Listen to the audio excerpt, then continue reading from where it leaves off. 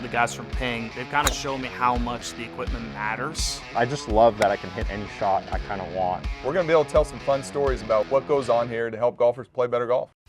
Hey everybody, welcome back to the Ping Proving Grounds podcast. I'm Shane Bacon, joined as always by Marty Jertson. Marty, there's an argument to be made that our guest today is the current best golfer in the world. I think that's fair to say.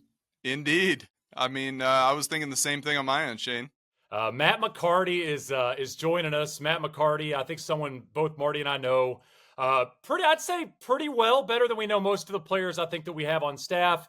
And Matt's a guy I've played some golf with back in the day, and obviously the run he's been on the Korn Ferry Tour has been incredible. Matt just picked up his third victory, became the 13th player in Korn Ferry Tour history to be promoted to the PGA Tour. Matt, kind of a interesting time to land the promotion considering you're in kind of the final stretch on the Korn Ferry Tour, and obviously now you're going to get a chance to play in the FedEx Fall. But winning that third time, were you hoping to be able to go play instantaneously on the PGA Tour? You kind of happy you get to finish out the season?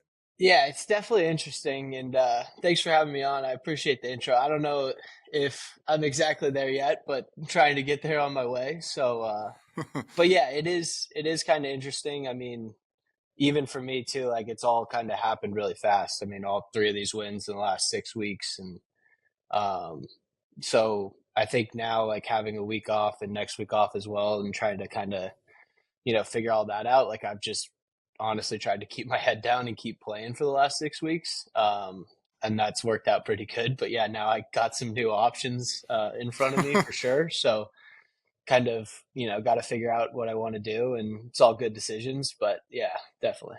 Matt, what is, just tell us the story of, what exactly clicked here in the last couple months.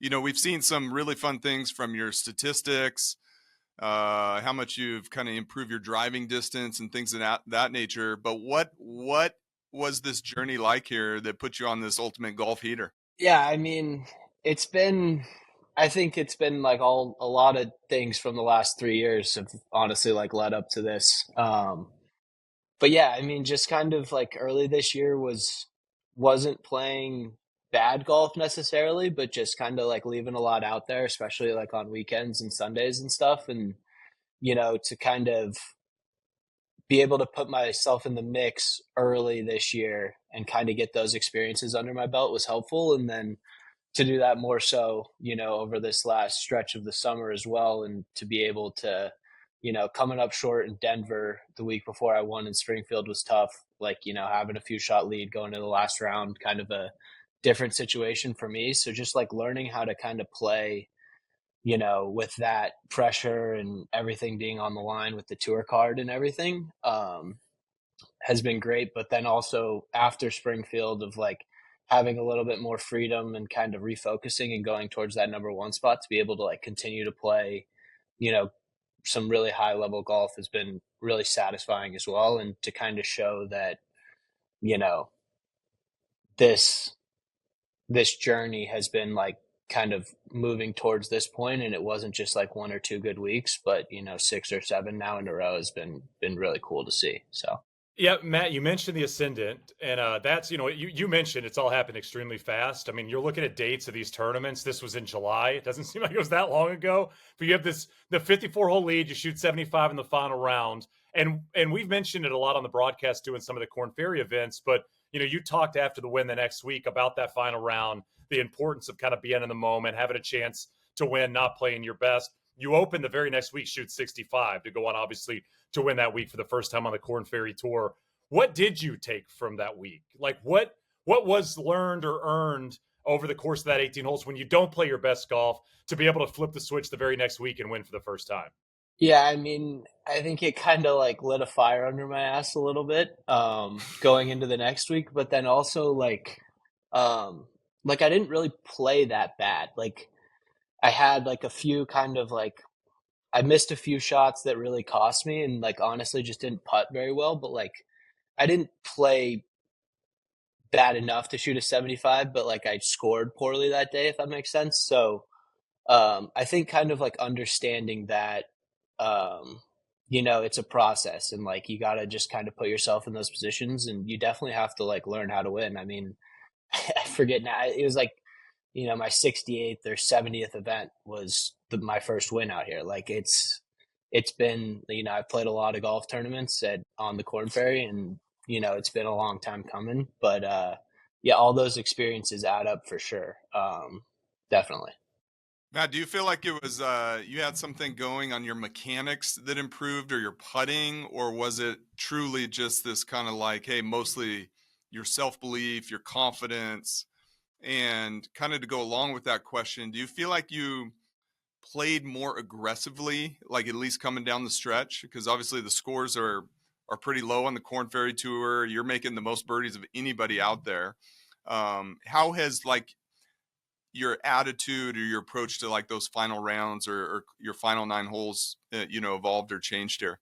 Yeah, I think it's evolved a lot. I mean, my first year out, I was kind of happy to make cuts, and then I'd be in like, 10th, 15th on the weekend and just kind of trying to hold on. And then last year it Yeah. was more so kind of pushing towards, getting in the lead or close to it.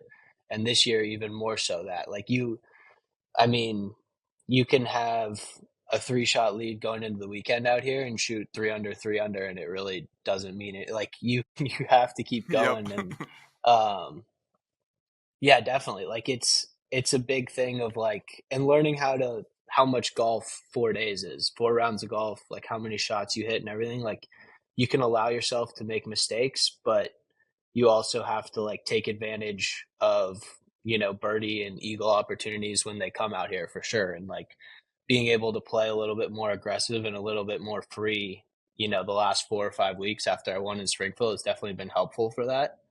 Um, but yeah, I mean, it is crazy. Like you got to go, learning how to shoot, 7, 8 under and do it 2, 3 days in a row is a lot different than kind of just shooting 3 or 4 under and playing some really solid golf every day as well too. So Matt, like, have you and Dev had an opportunity to just kind of sit back and just say, this is really sick what we're doing right now? Because, I mean, like, midsummer, you're a guy not tour bound, don't have a PGA Tour card. You've improved every year on the Korn Ferry Tour since you started there a couple years ago. But, like, have you guys had a chance to sit back and go, yo, look what we're doing right now? yeah, I mean, I'm trying not to be too surprised by it, but I think he Okay. is a little bit, But yeah, no, it's been cool. We've had some fun, car rides home from the golf course these last few weeks and just going to it. And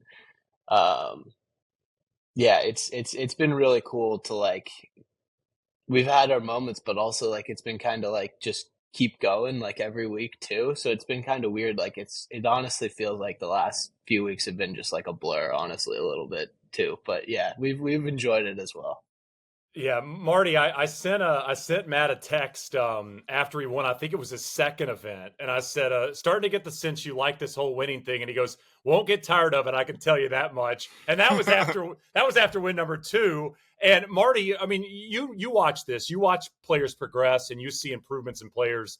And something that I noticed, Matt, this is a week you did not win, by the way, but we were doing Utah, Marty, and we had Matt in our window in the opening round. And he hit it pretty good. Didn't make a lot of putts. I think he shot around even par, which Marty, as you know, on the Korn Ferry Tour is like shooting 76. And the very next round, I think he shot 62 or 63. And the next round, he shot 61. And that was one of those indicators to me that you said it, Matt. 72 holes is a long time. 4 days is a long time. And understanding that even 18 holes where you don't play your best, like the next day is a new day. And Marty, I'm always interested when you see players figuring out pro golf, figuring out golf in general, and understanding that one day don't get that frustrated. One tournament, it's not that big of a deal. Like we can find other days, other rounds, other holes to take advantage. And it's part of kind of the whole, progressing and learning curve. Yeah, absolutely. And I feel like, Shane, there's like, when you're playing good, and Matt, I'd love to get your thoughts on this. It actually, helps your patience level because you know that your good stuff's coming out. What was your attitude and what was your frustration level? Were you super frustrated after that first round in Utah, or did you kind of have this inner confidence, inner belief that you can get back in there with a low one? Yeah, I mean, I think it was very similar to like the last round in Denver. Like I knew that like I was playing good golf, like you said, and just like you have that confidence that you can like do it and tomorrow's a new day and just kind of like wake up and it honestly, it's like that mental toughness of just kind of shaking it off and moving into the next Yeah. day, but also like having that belief that, you can do it and not like, what's in the past is in the past and you can't do anything about it. All you can do is hit the next shot, go find your ball and hit it again. Like, I mean, when it kind of boils down to it, it Yeah. sounds simple and easy, but I think that's kind of the way that I've been trying to like think about golf, last year and this year even. And it's definitely a helpful way to think about it. Just hit it as close as you can, try to make a putt. And if it doesn't go in, just hit the next one, So Yeah, simple as it comes. Where does that perspective come from, Matt? Is that something that you've had your whole life? Is that relatively new? Are you learning that? Are you working with somebody to help in terms of, the mental side of it? Where does the perspective come from? yeah, I mean, my dad, like I grew up playing with my dad, at Dobson, obviously Shane's familiar. And like, so he was a good golfer as well. So like he kind of taught me growing up. And then I started working with my swing instructor, Dave Williams in Scottsdale, like when I was like 12 or 13. So like right after, I think I beat my dad for the first time when I was like 12, 13. And then like a week later, he's like, all right, we're going to a lesson. Like, you're not going to listen to me anymore. Like you think you're better than I am already. So, uh, but yeah, I've been working with Dave since I was 12, 13. It's been awesome. And, he's honestly like as much of a philosopher as he is a golf coach of just like, I'll be out there, growing up and even recently I'll be out there for, 3 hours and we're probably working on golf swing or mechanics or something for an hour of that and kind of just talking about, how to play tournaments, like what I'm kind of thinking out there and everything. And then I've been working with like a mental performance coach, Jeff Becker as well for the last, 3 or 4 years. And he's been super helpful. Our kind of like mantra we've developed is be where your feet are. So like that's kind of, I think goes along with just kind of giving each shot, each moment as much, emphasis and focus as possible. And then just kind of going from there, what's in the past, don't get too far ahead of yourself. Don't get too upset on, what's happened in the past. But yeah, I'm lucky to have, such a great family, but also great people around me that have been kind of, mentors and, helped me kind of get the best out of myself as well. So it's awesome. Matt, I want to, we have a lot in common here, listening to you talk. My wife actually grew up playing Dobson and played high school golf there. My aunt Sue was in the first graduating class at Santa Clara. I want to hear a little bit about your journey. Like, I'm always curious about golfers who grew up in Arizona. I grew up in Arizona. There's not a ton of diversity in the grasses, not a ton of wind. And things of that nature. Tell us about how you ended up at Santa Clara and then how your game evolved there in college with regards to, playing in different conditions. I think that's one of the biggest things Arizona golfers, at least for myself, kind of learn when you're playing college golf. Yeah, I mean, it was like, I think you're familiar, but it's, I don't think it's tough to get recruited coming out of Arizona. Like you kind of grow up playing in a dome. I think like really the only thing we kind of learned grass wise is how to play off some dormant Bermuda and some burnt stuff in the summer. And then obviously the overseeded conditions are pretty perfect. But yeah, like it was like I got an opportunity to go to Santa Clara. Like my dad was a big advocate for that, like going somewhere that I know I could play, like have a good chance playing all 4 years, just get a lot of reps, get a lot of experience that way. But as soon as I went up there, I mean, being able to play golf in the Bay Area, like the amount of courses that we went out to, like the opportunities that we had up there. But yeah, it was an adjustment. I mean, qualifying, the only event in college I didn't qualify for was the first one. It was like a week before school started. So basically just flew up there, started qualifying. I caught like a foggy day in San Francisco for one of those qualifying rounds, probably shot like an 84. And I was like, I just have like, how is like a full 9-iron going like 105 yards right now? Like just, no courses play longer than those courses do up there on like, so like a windy or foggy day like that. So, but yeah. And then obviously like kind of the lush, thick rough up there, but like, all those kind of experiences over, took me probably a good year or two to kind of get used to it. And then they all kind of add up. And I think it was helpful though, kind of growing up in Scottsdale, then going up there, like I kind of had an idea for like different golf. So like once I started traveling professionally and like, you know, we got to go to a lot of different places in college as well, but you kind of learn how to, you know, play on different grasses and stuff. I think I'm still trying to figure that out. Like we don't have a ton of tournaments on, like I haven't played a ton of golf in Florida and stuff. So some of like the Bermuda and that aspect will be a little, you know, learning curve for me still next year. Some of that grass in the South's a little bit different, but yeah, it's been a lot of, you know, kind of different experiences, I think, but going up there for college was really cool. And to be able to, you know, be one of the first person to play on the PGA Tour from Santa Clara in a long time is a really cool kind of achievement that I wasn't really aware of until, you know, like a month ago. So that is awesome as well. What was your guys' home course up there? What did you play a little rotation of them in the Bay Area? Yeah, so like San Jose Country Club was kind of like our home course when I was there. It's changed a little bit. So we practiced out there a lot. We went out to Ruby Hill and Pleasanton a lot. So they had like US Open local qualifying out there. It's a good course. We'd play Cordoval every Monday pretty much while I was there, which used to host the Fries. So it was a great, you know, kind of tournament golf test. But yeah, I mean, we'd go up, we'd play Olympic Club, we'd play Lake Merced, we'd go down and play in Monterey, MPCC, Spy. Like, you know, like we got to play a lot of really cool places and a lot of places that have a lot of, you know, tournament history as well. So I think kind of like understanding, you know, that not every course is exactly like Scottsdale in February and like, you know, was a little eye opening, but good for sure. So.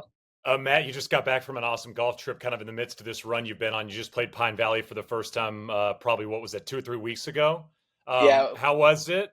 Yeah, it was awesome. I mean, when we're Das, my caddy, like he, you know, he's claimed the title of America's guest now. So, yeah.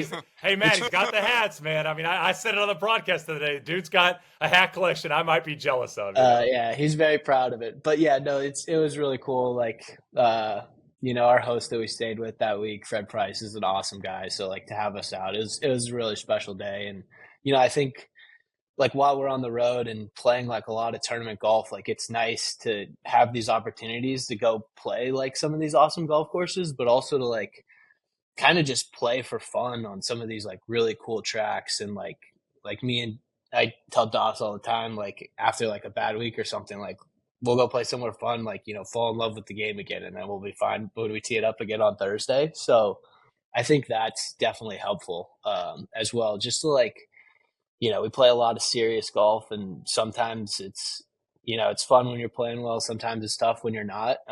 But it's always fun just to get out with buddies and play golf. It's like, that's why, you know, we had such a great team at Santa Clara. That's why my experience up there was so great. You know, there was 8-10 of us, and like we were all so close. We'd hang out off the course, but we'd have fun like going to practice playing golf every day. And like I kind of grew up in Scottsdale with buddies like that as well that I played high school with too. So like I've kind of had that around, you know, like my whole life, which I've been super lucky, you know. So I'm kind of undermanned here. I'm a righty. I throw lefty, you know, but I'm a right-handed golfer. I got 2 lefties on the pod here today. I want to know, Matt, what, like in one instance, because I always think about this, where you're at a serious strategic advantage being a lefty on a certain hole or a certain course. I always think, Shane, you know, from an architectural standpoint, which I know you're really into, I wish somebody would build like instead of Bears Best, like a mirrored version of Augusta, so I could go play every hole as if I'm a lefty, just right?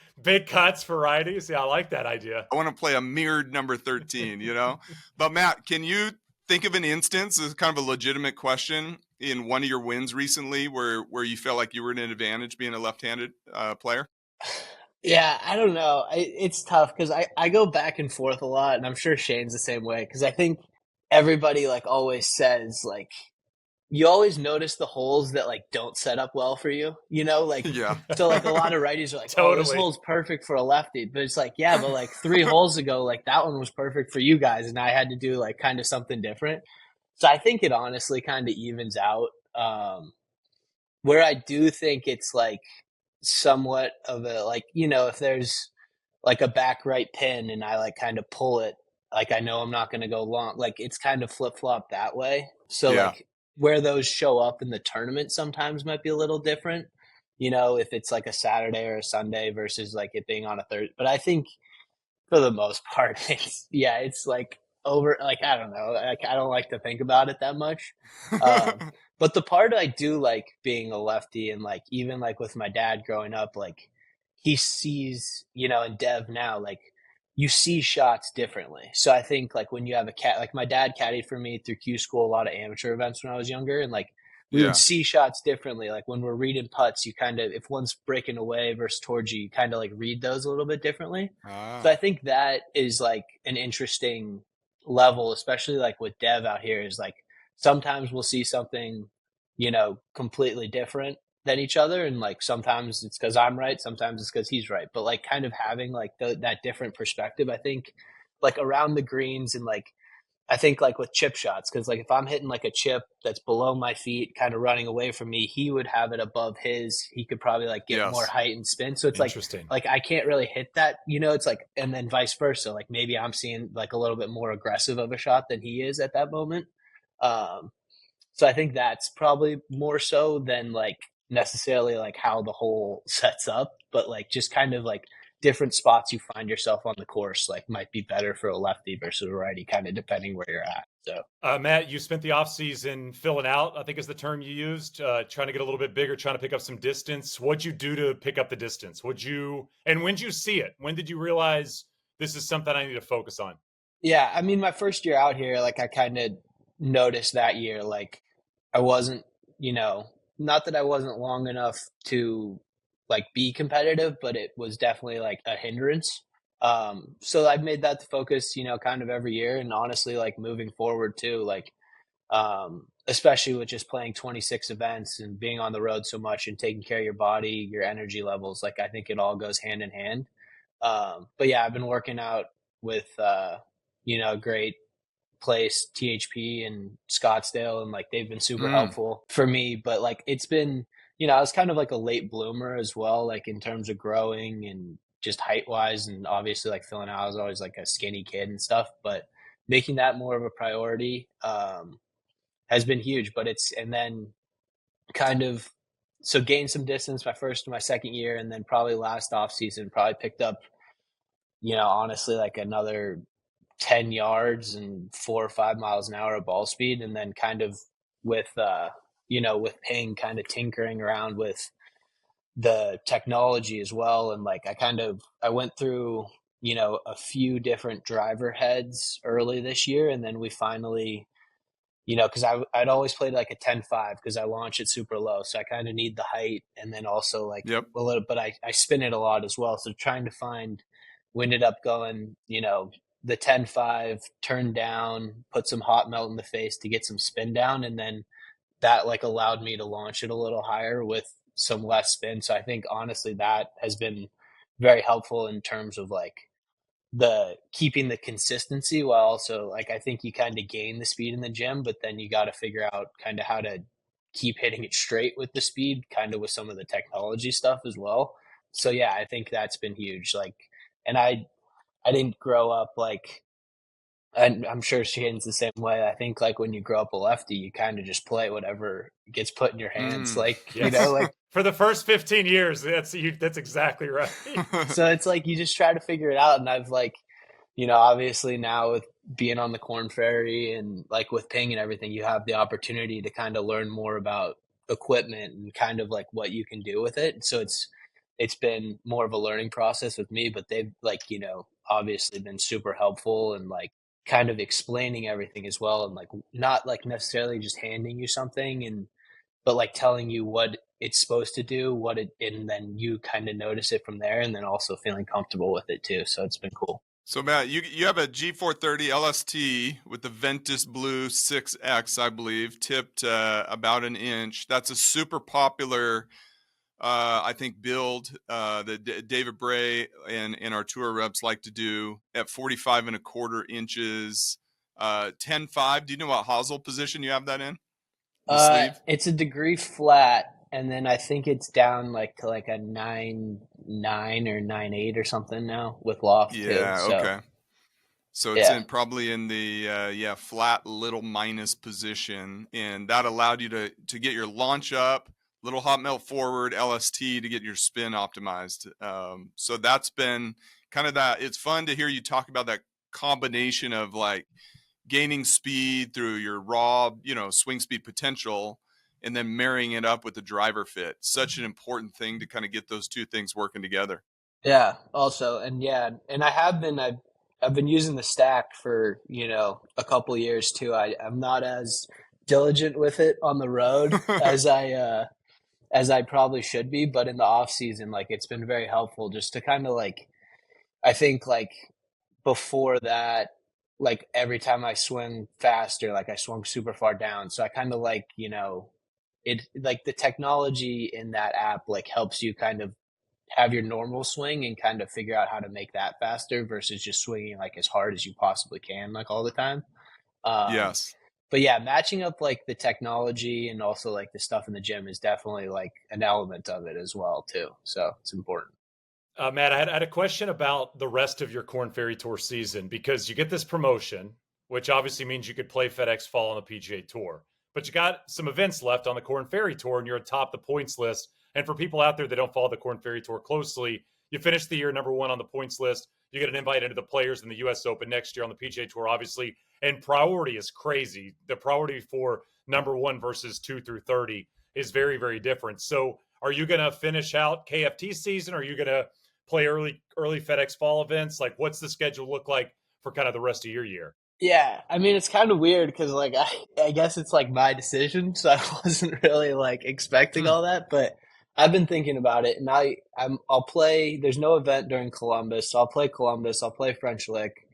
Um, I'm just like I've been talking to like kind of a bunch of players and just other people around and stuff of like who knows, like basically Nashville or Napa, like either way, like it's a good decision to have. I don't have like a solid answer for you yet.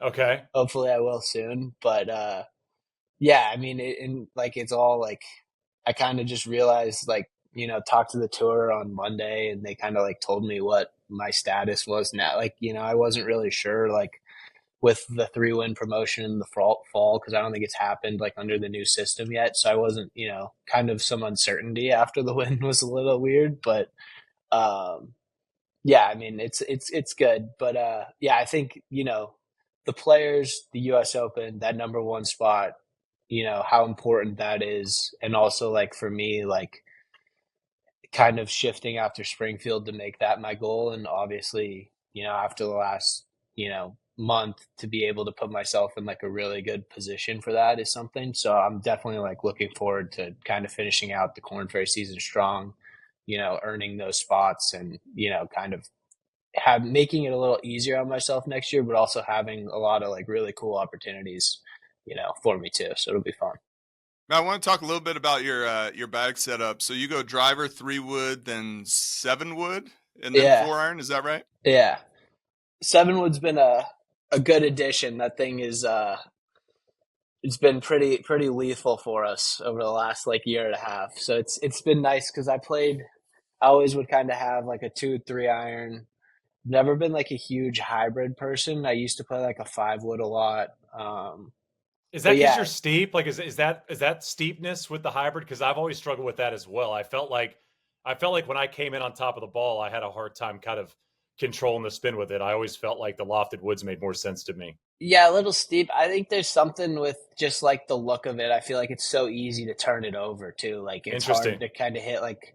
Yeah, I feel like with the 7-wood, I can kind of just like hold like a high fade, but it's become like a good, especially for out here, like having like a lot of really gettable par 5s, but being in like that 230 to 240 range a lot, and like it's been good to have something that you can hit on the green and kind of stop even if it's a little bit firm, and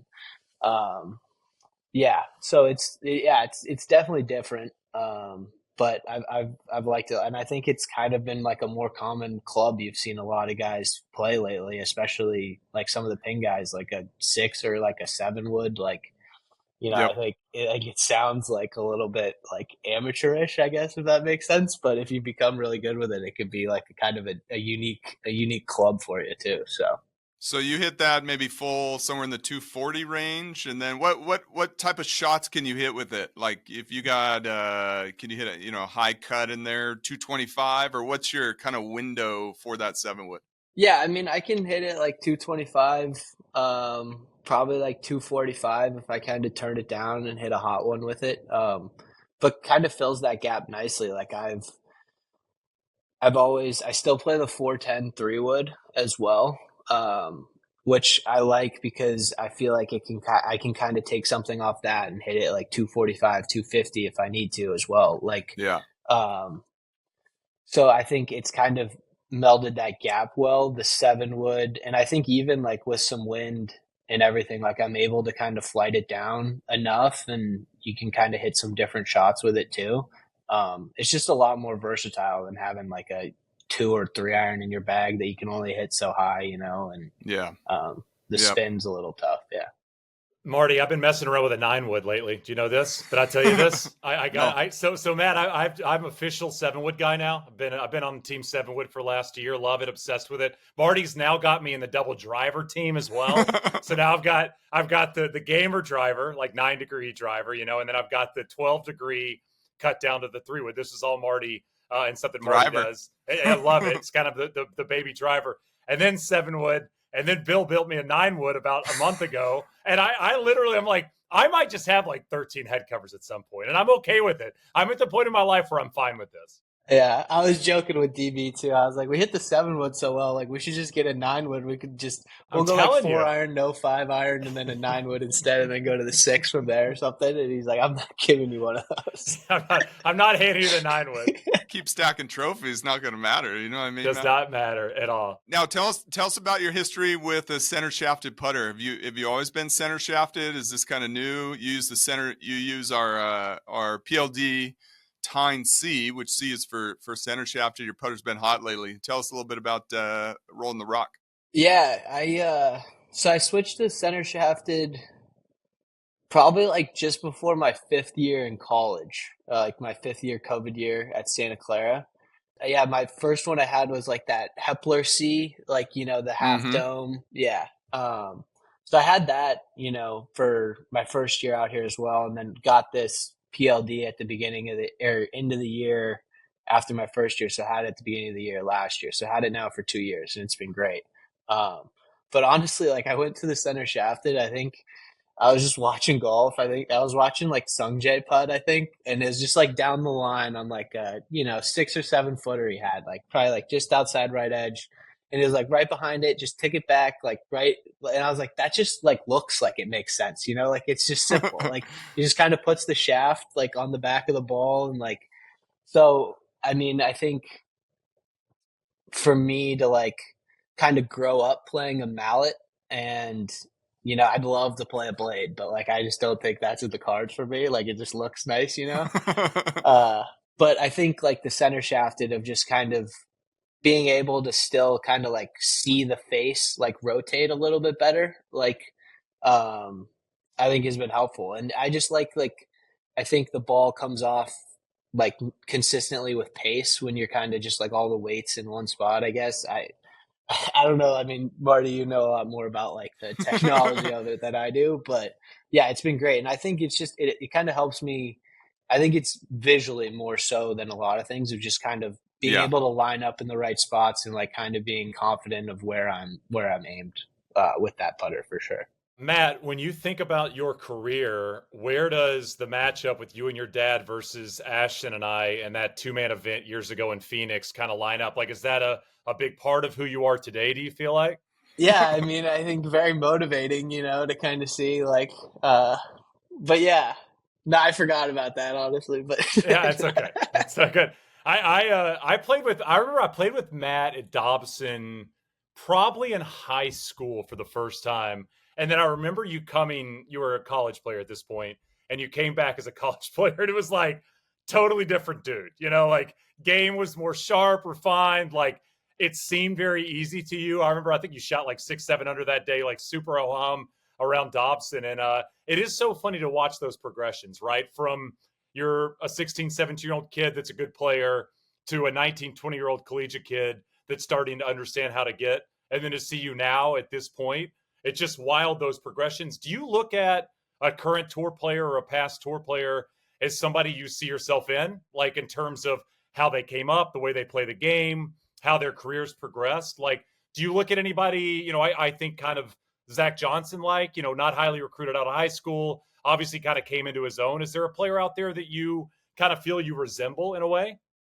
I mean, I don't know. Like, I haven't really thought about it like that. But yeah, I mean, I guess like I've not to like, but like almost like, underestimated a little bit, I think, at certain points, like going into college and then kind of coming out, turning pro as well. Of like, I made it through uh, Q school like my first fall of doing it, but I played in like, some state opens and mini tours, that summer, and like, didn't have any status. So like, I think I've kind of like, it's kind of been quickly through some of that, but I've played, at pretty much kind of every level in professional, golf via outside, at least American professional golf.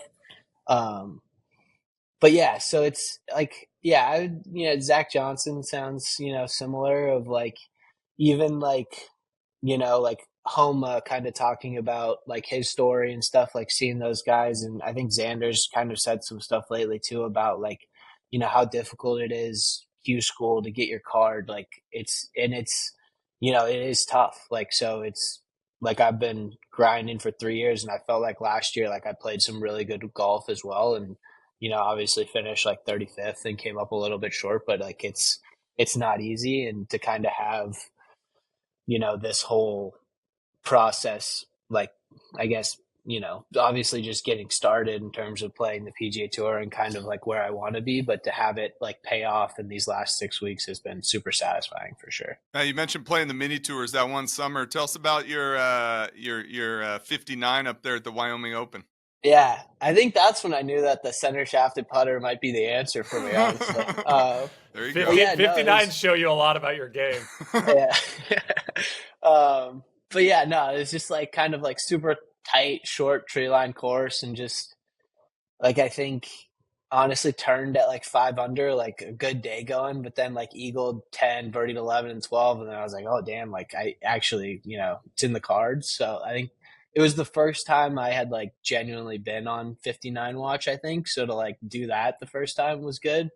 But yeah, it was weird. Like it was cool. It was like, that was like one of my, probably like my second or third professional event, honestly. And it was like the next day, like after shooting 59, I think I had like a 3 or 4 shot lead. It was like, that was probably one of the most nervous. It's like you shoot like even today and it doesn't matter, It's like, so it was nice to play well the next 2 days and like win that and kind of like get a professional win under my belt. Cause I only won one event in college and it was like my sophomore year. So, and then I won that, obviously a couple like Asher events, mini tour stuff in Arizona, but basically that win in college, those things. And like, I never won like a huge AM event during the summers, like until that Korn Ferry win in Springfield, it had been, a couple, 3 years since I've won. So I think when you go through that, it's like, the belief, like the doubts like come in a little bit, but like just to have that and like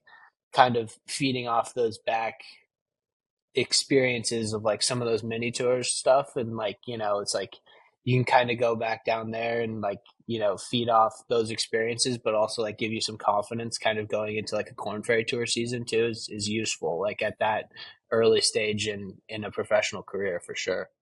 Matt, can you tell the story of the Butterfingers stamping on your wedge? Oh, I don't know yeah. if it's still there, but yeah. So we got the Glide Forge Pro wedges, and but so we're like on the 8th hole in Sarasota on Sunday, and like middle of the fairway, like grab my club, putting my glove on, standard, and just right out of my hand, right onto the ball. Like ball goes like kind of skirting like 3 yards down the fairway. So me me and Doss are just there, like kind of like giggling, right? Like it's like, you know, everything's kind of with the rules is like about intent now. So we're like, all right, like that's stupid. Like call rules official over. So we're kind of like giggling, and then he's like, oh, like, you know, I tell him what happens. He's like, oh, like, you know, Dev didn't drop the club on it. Like the bag didn't move. He's like, was there wind? And I'm like, well, it was wind. I mean, there's always some wind, you know, but like, no, I dropped it. Like, so, and then he's like, all right, so it's a stroke and then you move it back.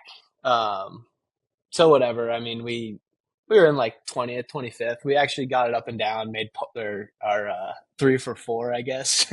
But yeah, so finished. And then the ping truck is in the next week in Arlington for us. It's like, you know, one of the events of the year that they actually have like the full tour truck for us. So it's like a cool week because we always, you know, go in it, kind of look at all the stuff, like what they're doing if you need anything done. So DB comes up to me and he's like, hey, like Dev handed me your 50 degree. Like he said something was wrong with it like last week, like it wasn't working.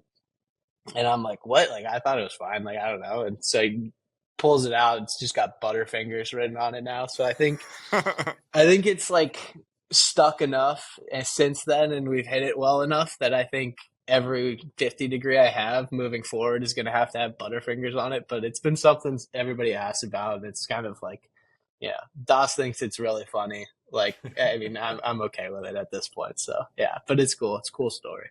What's your relationship with the candy Butterfingers? Are you into it or no? Like, is it a top 5 candy for you?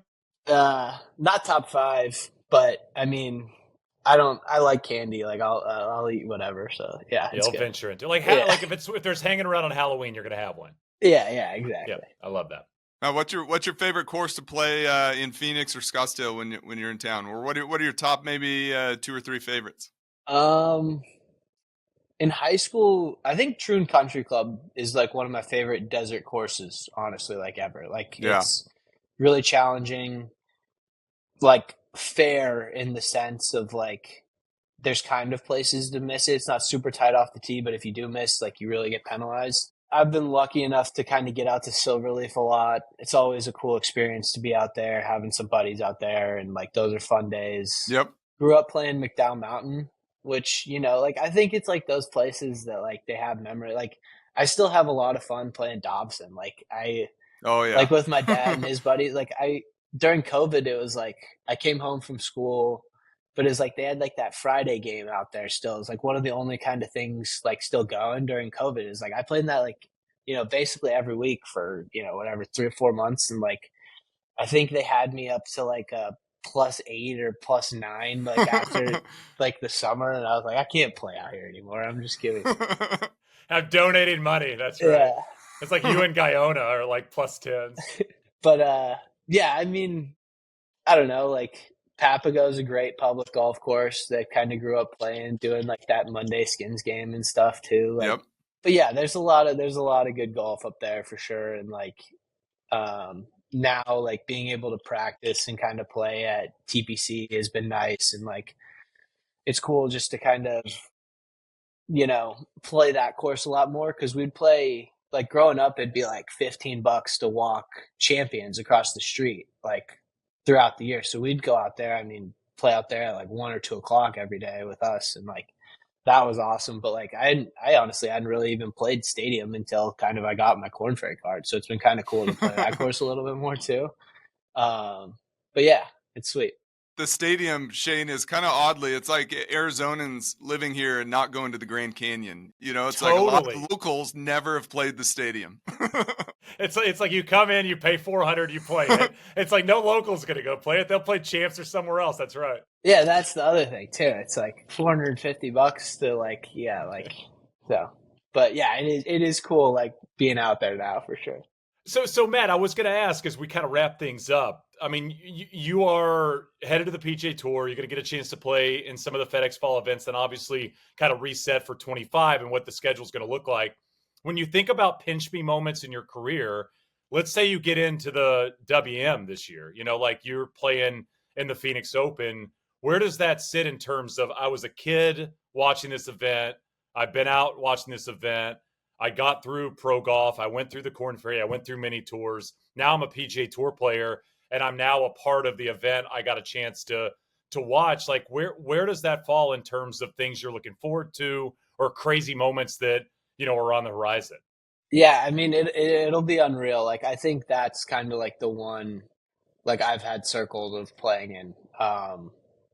But yeah, like growing up out there, like in high school, we'd literally like, borderline like sneak in the gate too early to get to 16, like stuff like that. Like we did the standard bearing there growing up. So like being able to like experience that, like walking into 16, like with all those people like inside, like you're not playing obviously, but you're still like inside kind of feeling the atmosphere. So it's like, I mean, it's awesome. Like it is cool. And it's like to have like so much family and friends out there that week, and like the support of all that will be awesome as well.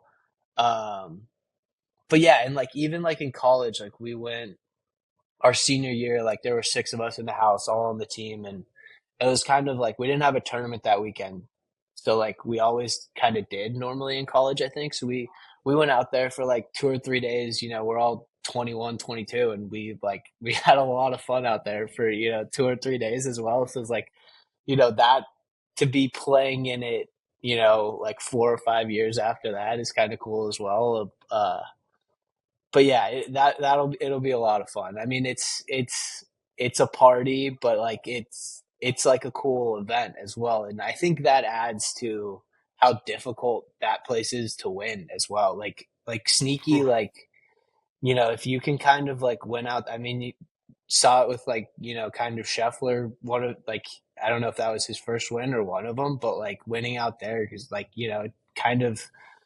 If you can kind of handle that pressure in that environment, I think you can play a lot of different places, honestly, too. So that's a really good point. Yep.